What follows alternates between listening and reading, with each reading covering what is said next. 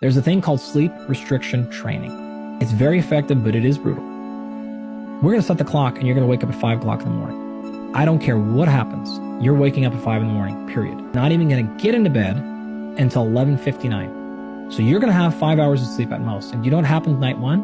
You lay there and you don't fall asleep because you're in that pattern, right?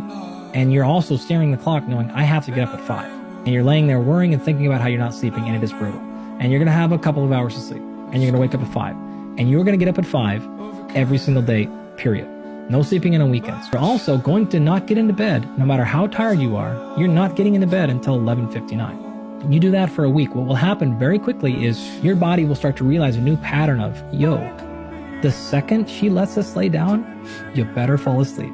And you better not mess around during those 5 hours because we're not getting any naps, we're not getting anything else, right? You will start to fall asleep quickly and you will jump right into deep sleep, and you'll go through a pretty compressed but a proper sleep architecture.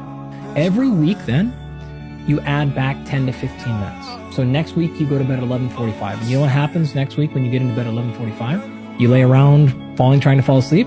No chance, right? Because now you've got a week with pretty gnarly sleep restriction. You fall asleep immediately.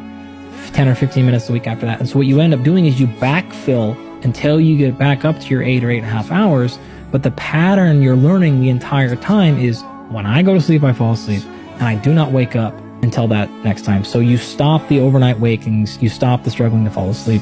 It takes a couple of months, clearly, and it is brutal, but it is very, very effective.